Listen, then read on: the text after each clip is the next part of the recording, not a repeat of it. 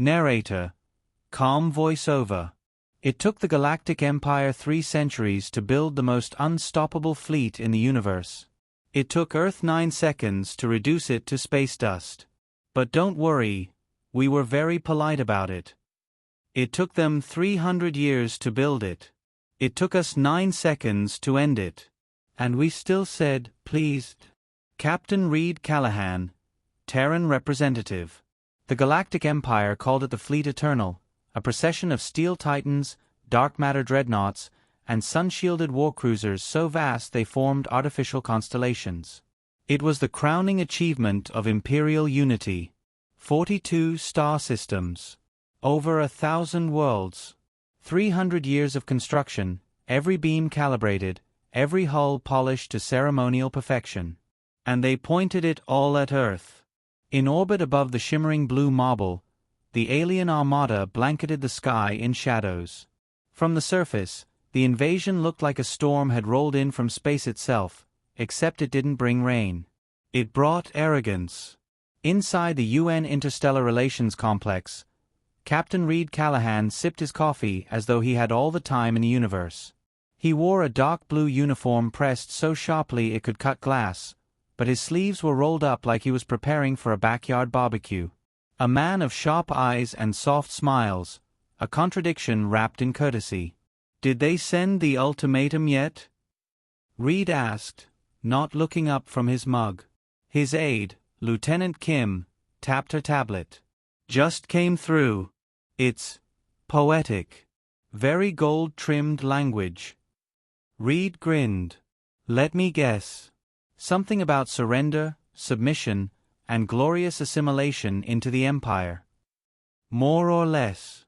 Also, they said we have until sunset." "Their sunset. On Centurion Prime." "Which was yesterday." "Charming."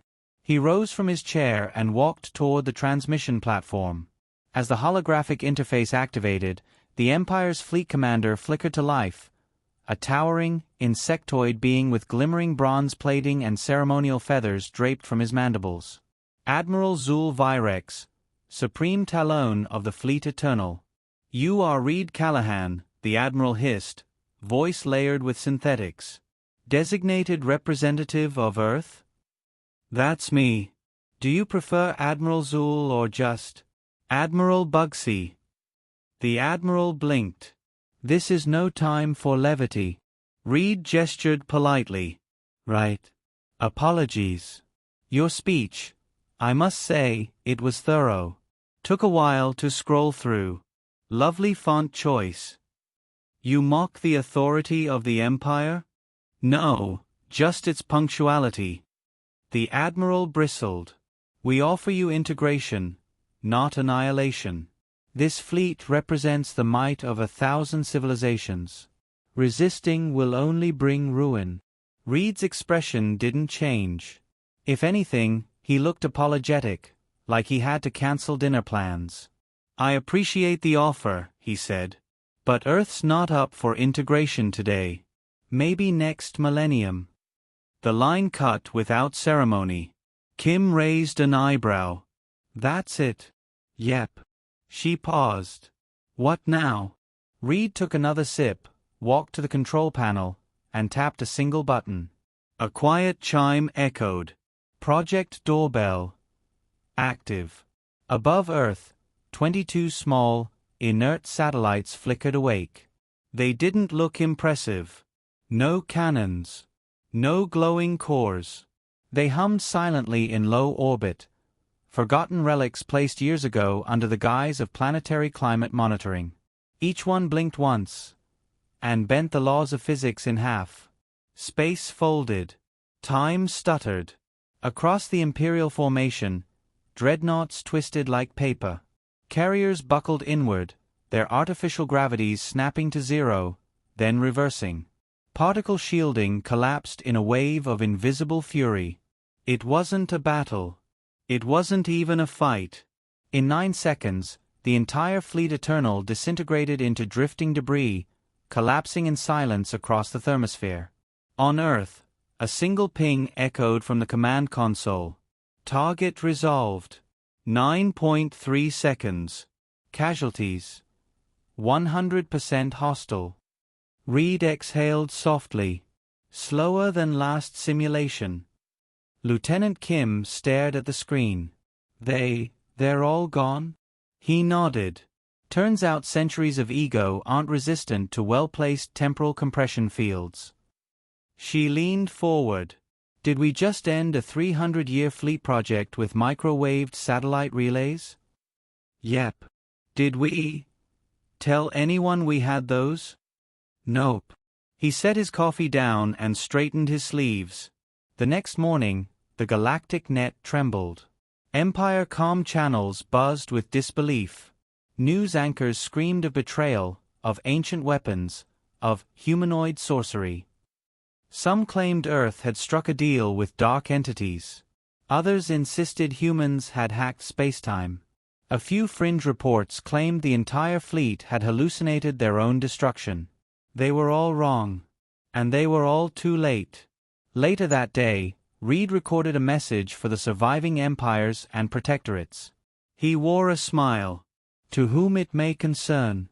Earth acknowledges the recent fleet visitation and respectfully declines any future attempts at galactic domination. We are not hostile. We are not conquerors. But we are very, very difficult to kill. Kindly consider alternate diplomatic methods. Maybe bring cookies next time. Sincerely, Captain Reed Callahan, Terran Defense Corps, Department of Apologies. He ended the transmission with a wink. In the void where the Fleet Eternal once orbited, only wreckage remained. A single, unscathed human satellite floated calmly through the debris field. It blinked once, then went back to sleep. In the capital city of Zoranox, seat of the Galactic Empire, silence wasn't normal. It was usually a planet of orchestras, of trumpet fanfare, of floating banners and rhythmic battle hymns. But today, the sky dimmed. Billboards flickered with static. Dignitaries whispered instead of shouting. Because the Fleet Eternal was gone. No survivors. No escape pods. No war cries. Just debris. And the Terrans hadn't even moved their capital ship. Inside the Imperial Senate Hall, panic dressed itself in robes of denial. This is sabotage, spat Lord Varnath, a three-eyed reptilian strategist. They cheated. No one eliminates a galactic armada without firing a shot. They didn't cheat, said Elder Qualix, voice barely above a breath. He was the only member of the council old enough to remember the rumors. They warned us. Their captain spoke as if the outcome was predetermined. Because it was. A long pause. You're saying we were lured? Qualix nodded slowly. Like bait into a black hole. Aboard Earth's orbital defense station, Captain Reed Callahan leaned back in his chair, watching live feeds of alien newscasters unraveling in real time. On one screen, a Atari anchor with 12 limbs openly wept. On another, a high-ranking military tactician attempted to explain to the masses that yes, Earth was real, and no, their weapons hadn't misfired, they'd simply ceased to exist. Lieutenant Kim entered, holding a secure file. Galactic chatters heating up. Border species are panicking. The Drax Consortium just issued a formal apology. Reed didn't look away from the screen. That's cute of them. Kim placed the file in front of him. Project Leviathan's outer grid pinged. Now he turned. Which sector? Outer ring. Far end of the Arcalis Drift. Imperial mapping ship. Unauthorized scan attempt. Reed's tone sharpened. Timestamp. 6 hours before the fleet arrived. Reed opened the classified document. It wasn't thick. Just a few images. A map. And one satellite capture of something enormous, floating in a gravity-locked vault near a fractured moon. Most species never knew what it was. The ones that did had stopped talking centuries ago. Project Leviathan. Earth hadn't built it. They'd found it. You think they were after it? Kim asked. No, Reed replied. I think they stumbled into something they didn't understand, and then made the second worst mistake they could have. She frowned. Second worst. He smiled grimly. The first was assuming we're new to this. Back on Zoranox, Admiral Zul Virex's surviving consciousness, preserved in a neurocore moments before annihilation, was replaying the attack in simulation. Over and over. No weapons. No fire. Just space collapsing on itself like wet paper. They bent reality, the technician whispered. No, Virex corrected. They told reality to move aside. The Admiral's voice had changed. Less pride, more calculation. Reinforcements? Asked the Council AI. There's nothing to reinforce. The fleet is a rumor now. Retaliation. Zul paused. No. That would be a third mistake. Earth's broadcast had gone viral across 5 galactic quadrants. Reed's soft-spoken message was analyzed by 1,000 alien think tanks. They debated his tone, his use of humor, his smile. One professor called it the smile of a predator wearing a dinner jacket. In a dim control room beneath Antarctica, Counselor Keen, Earth's secretive head of strategic containment, monitored galactic response metrics. The Empire's stalling, she said. They're scared. Good, Reed replied via HoloLink. Let fear marinate. The longer they wait, the less they know. Keen leaned forward. You think they're going to dig? They always do. She nodded, then asked the question no one wanted to voice. If they wake it up, what happens? Reed's face lost its warmth. We seal the galaxy. Meanwhile, border colonies near the Arcali's Drift reported strange readings. Distortions. Time slips. Echoes of languages that hadn't existed in 10,000 years. Ships investigating the region disappeared, not destroyed. Erased. In the inner halls of the Imperial Academy, records previously sealed were accessed again for the first time in millennia. Terran history had gaps. Not due to loss, due to design. One phrase stood out, etched in dozens of languages. Do not engage Terra. Do not pursue the silence. Lieutenant Kim stood beside Reed on the Earth HQ viewing deck, watching the stars. You think they'll come again? She asked. Not in ships, he replied. But someone always does. The brave ones. The desperate. The fools. She hesitated, then said, They think we're monsters. Reed gave a small shrug. We smile. We negotiate. We bake pies and play jazz. That confuses them. Kim glanced sideways. You think being kind is what scares them? No, Reed said. It's that we're kind by choice. In the dying light of a binary sun, an Imperial scout ship picked up a distorted signal. It wasn't in any known language. It repeated twice, then vanished.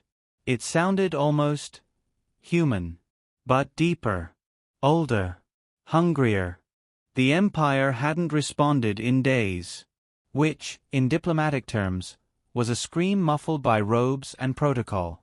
From orbit, Earth looked untouched, calm, even. Cities glittered as usual.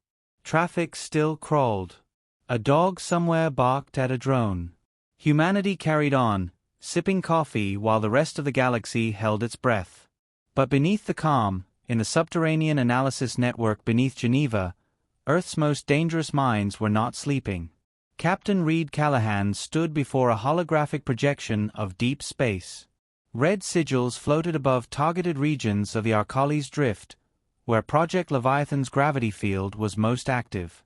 3 more probes vaporized, said Lieutenant Kim, flicking up their telemetry logs. Empires pretending they're asteroids. They always pretend at first, Reed replied. Truth hurts more than plasma. He rotated the display. A faint signature appeared at the edge of a starless sector. It pulsed, slow and rhythmic, like a heartbeat inside stone. Kim narrowed her eyes. It's moving. Reed's lips tightened. Then we're already late. Aboard the Imperial Sanctum, buried under 200 meters of ice on Zoranox, Elder Qualix summoned the last 4 surviving high strategists. We have awakened something, he said simply. The room fell silent. These were not warriors, they were librarians in armor, tacticians who studied genocide as a historical phenomenon. And all of them looked afraid. Strategist Varen, a crystalline neural construct with 6 cognitive cores, spoke first. Are we suggesting a class black entity? Worse, Qualix replied. An old one. There were no protests. Meanwhile, Earth's upper orbit buzzed with activity. The satellites that had destroyed the Fleet Eternal were now repurposed. Instead of firing, they listened. Each was tuned to quantum frequencies imperceptible to most known sensors. They didn't track heat or movement. They tracked intent. In a restricted UN lab under the Rockies, a new message arrived, originating from a derelict moon that hadn't had life in a million years. It wasn't a distress call. It wasn't language. It was a rhythm. Low. Pulsing. Calculated. An engineer brought the sound file to Reed. You should hear this. Reed listened. It played 3 times before he turned pale. That's not a transmission, he muttered. Kim glanced over. Then what is it? He looked her dead in the eye. It's a countdown. In the galactic periphery, minor civilizations were already defecting. The Avalari, once loyal to the Empire, suddenly opened trade channels with Earth. The Grax Syndicate offered 3 wormholes and a small moon as a gesture of enduring friendship. Some did it out of fear, others out of something worse. Hope. They didn't just want Earth to survive. They wanted Earth to lead. At an emergency Earth Council session, Reed was summoned in front of 12 envoys representing the most powerful nations and orbital factions. Counselor Keene, calm as stone, opened the briefing. Tell them, she said. Reed didn't pace. He didn't dramatize. He spoke plainly, as if reading a weather report. The entity inside Arcalis is responding to entropy displacement. When the Empire's fleet was erased, it noticed. Now it's signaling, pulsing, in response. A Russian envoy frowned. It knows we're watching? No, Reed said. It knows we're thinking. Back in Zoranox, Admiral Zul Virex, what remained of him, issued a rare Empire-wide command.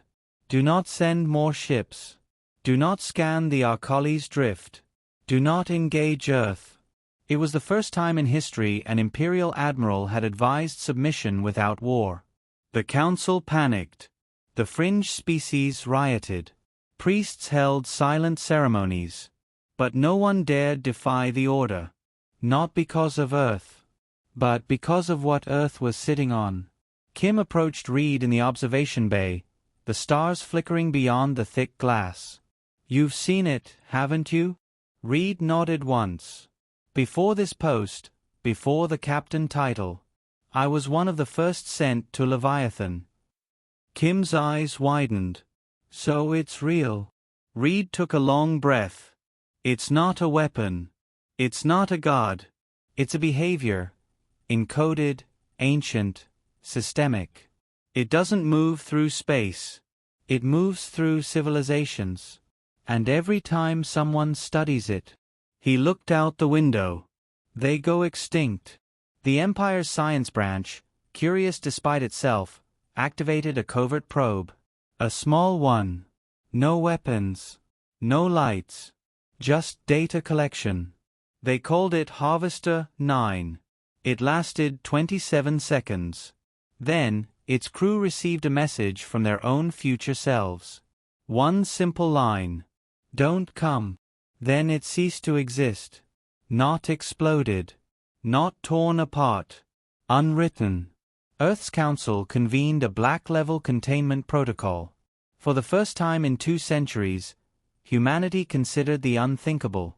Seal the planet. Shut down FTL lanes. Jam all outbound signals. Go completely dark.